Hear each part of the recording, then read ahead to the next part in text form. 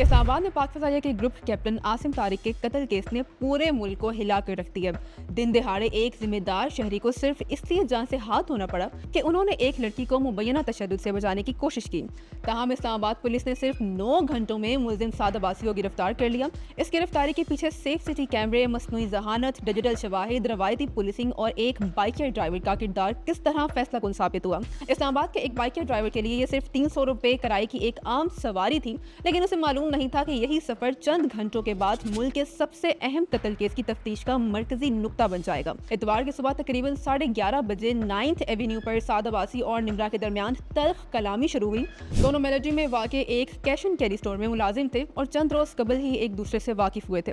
Police کے مطابق اسی دوران پاکستان فضائیہ کے گروپ کیپٹن عاصم طارق وہاں سے گزر رہے تھے۔ انہوں نے گاڑی روک کر نوجوان سے پوچھا کہ وہ لڑکی کے ساتھ زبردستی کیوں کر رہا ہے۔ ملزم نے جواب دیا کہ یہ ان کا ذاتی معاملہ ہے۔ پولیس کے مطابق گروپ کیپٹن عاصم طارق نے دوبارہ مداخلت کرتے ہوئے ملزم سے کہا کہ اس کے پاس اسلحہ بھی موجود ہے اور وہ لڑکی کے ساتھ ایسا رویہ کیوں اختیار کر رہا ہے۔ اسی دوران ملزم نے لڑکی کو پستول دکھا کر موٹر سائیکل پر بیٹھنے کا کہا۔ گروپ کیپٹن ان دونوں کے درمیان کھڑے ہو کر لڑکی کو بچانے کی کوشش کر رہے تھے کہ ملزم نے اچانک فائر کر دیا۔ گولی سیدھی گروپ کیپٹن عاصم طارق کے سینے میں لگی اور وہ شدید زخمی ہو گئے، جبکہ ملزم موقع سے فرار ہو گیا۔ واقعے کے فوراً بعد اسلام آباد پولیس حرکت میں آ گئی۔ S P city doctor Ayaz Hasan خود موقع پر پہنچے۔ فورینسک ٹیموں نے شواہد اکٹھے کیے، 9mm پستول کا خول قبضے میں لیا گیا اور مختلف تحقیقاتی ٹیمیں تشکیل دے دی گئیں۔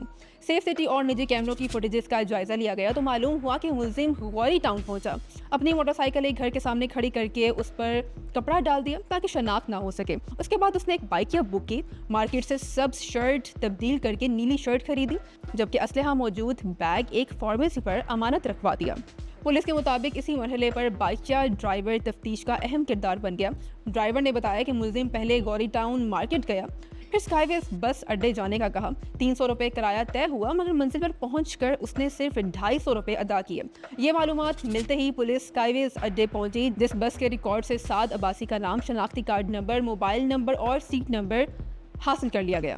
پولیس کے مطابق ملزم اسلام آباد سے لاہور جانے والی بس میں سوار ہوا، لیکن وہ لاہور نہیں پہنچا۔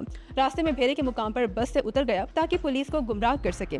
بعد ازاں وہ واپس کھنہ میں اپنی رہائش کا پہنچا اور وہاں سے اپنی اگلی منصوبہ بندی شروع کی۔ پولیس اس دوران اس کے ڈیجیٹل فٹ پرنٹس، بس ریکارڈ، CCTV فوٹیجز اور دیگر شواہد کی مدد سے مسلسل اس کے تعاقب میں رہی۔ ڈاکٹر ایاز حسن نے کہا کہ ملزم نے اپنی شناخت چھپانے کے لیے موبائل بند کیا، سم نکال دی، راستہ بدلا، لیکن ہم مسلسل اس کی نقل و حرکت کو ٹریس کر رہے تھے۔ پولیس کو شبہ تھا کہ ملزم اپنا بیگ لینے ضرور واپس آئے گا کیونکہ اس میں اسلحہ موجود تھا۔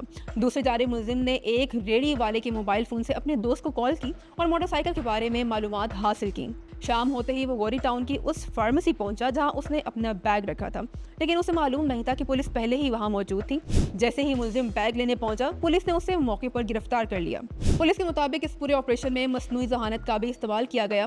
ملزم کی موٹر سائیکل کا نمبر AI سسٹم میں فیڈ کیا گیا، جس کی مدد سے مختلف مقامات پر اس کی موجودگی کا سراغ ملا۔ تحقیقات کے دوران اسلام آباد اور راولپنڈی کے 275 سیف سٹی کیمروں اور 100 سے زائد نجی کیمروں کی فوٹیجز دیکھی گئیں۔ 137 فون کالز کا ریکارڈ حاصل کیا گیا، جبکہ راولپنڈی اور اسلام آباد میں 13 مختلف مقامات پر چھاپے بھی مارے گئے۔ صرف 9 گھنٹوں میں مکمل ہونے والے اس کارروائی نے ایک بار پھر ثابت کیا کہ جدید ٹیکنالوجی، سیف سٹی نظام، ڈیجیٹل شواہد، روایتی پالیسنگ اور عوامی تعاون جب ایک ساتھ استعمال ہوں تو بڑے سے بڑا ملزم بھی قانون سے نہیں بچ سکتا۔